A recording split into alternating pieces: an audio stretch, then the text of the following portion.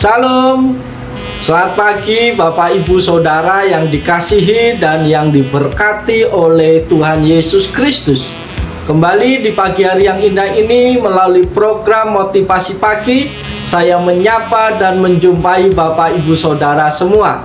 Doa dan harapan saya Bapak Ibu semua ada dalam keadaan baik, sehat dan penuh dengan sukacita. Firman Tuhan yang hendak saya bagikan kepada kita semua di pagi hari ini terambil di dalam kitab Ulangan pasal yang ke-6 ayat yang ke-5 yang berbunyi demikian.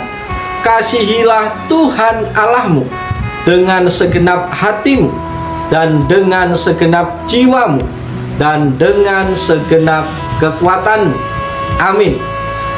Saudara-saudara yang diberkati oleh Yesus Kristus, perkataan ini dikenal sebagai sema yang mengandung arti mendengar dalam bahasa Ibrani.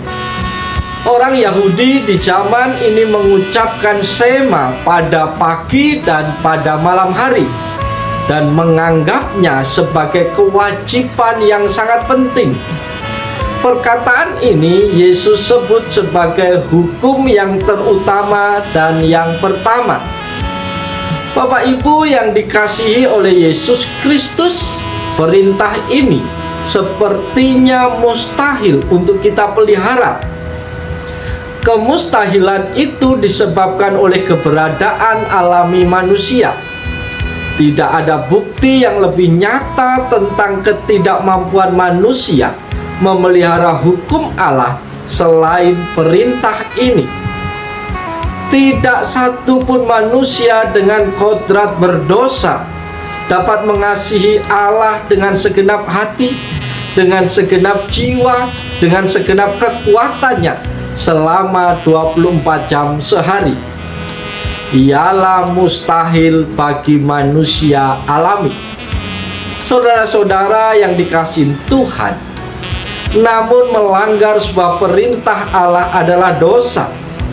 Jadi tanpa memperhitungkan dosa yang kita lakukan setiap hari, kita telah terkutuk karena tidak mampu memelihara perintah yang satu ini saja. Oleh karena itu Yesus mengingatkan kaum Farisi berulang kali atas ketidakmampuan mereka memelihara hukum Allah. Ia berusaha membongkar kebangkrutan rohani mereka dan kebutuhan mereka akan juru selamat tanpa penebusan dosa yang ia sediakan dan kediaman Roh Kudus yang menguatkan dari dalam hati orang tertebus. Mengasihi Allah adalah mustahil. Saudara-saudara yang diberkati oleh Tuhan, akan tetapi sebagai orang percaya, kita telah dibersihkan dari dosa dan hati kita didiami oleh Roh Allah. Jika demikian, bagaimana caranya mengasihi Allah yang sepantasnya? Sama seperti pria di dalam Markus 9 ayat 24 yang meminta pertolongan supaya dapat lebih percaya lagi. Kita juga dapat meminta Allah membantu kita dalam bagian-bagian kehidupan kita yang kurang mengasihi Tuhan dengan segenap hati, segenap jiwa, dan segenap pikiran. Adalah kuasanya yang kita butuhkan untuk menaklukkan kemustahilan ini, sehingga kita perlu mencari dan menggunakan kuasa Allah untuk dapat mengasihi Allah dengan sesungguhnya.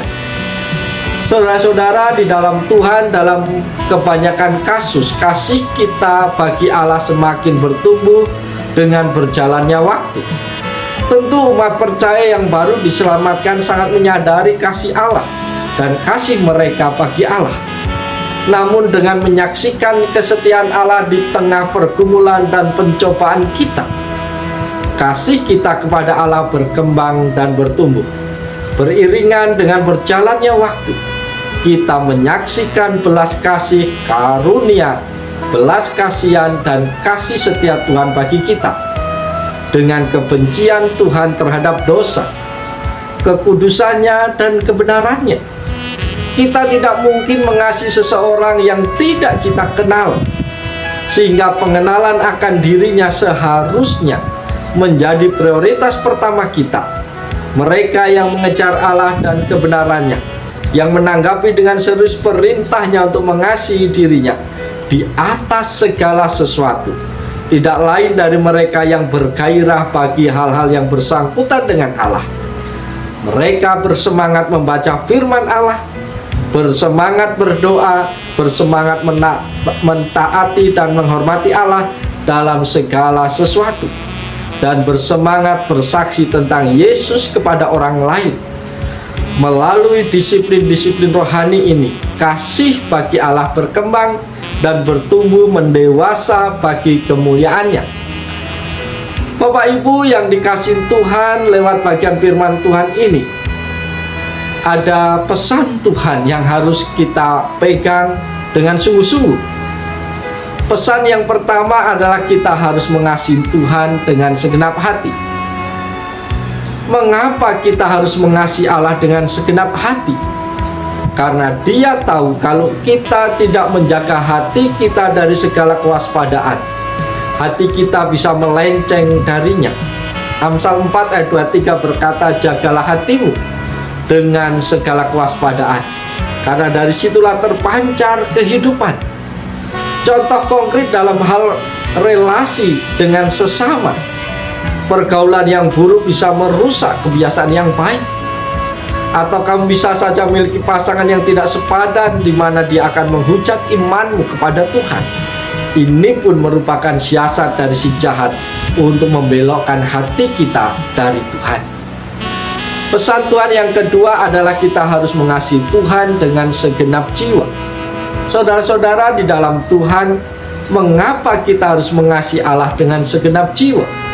Karena kita tahu bahwa iblis sedang bekerja semakin giat di hari-hari ini untuk menangkap setiap jiwa yang tidak memiliki pondasi yang benar di dalam Yesus Kristus, sehingga jiwamu akan terombang-ambing oleh segala tipu muslihat iblis, dan akhirnya orang yang lemah imannya akan jatuh ke dalam penyembahan atau pemujaan berbagai hal yang pada hakikatnya bukan untuk memuliakan nama Tuhan.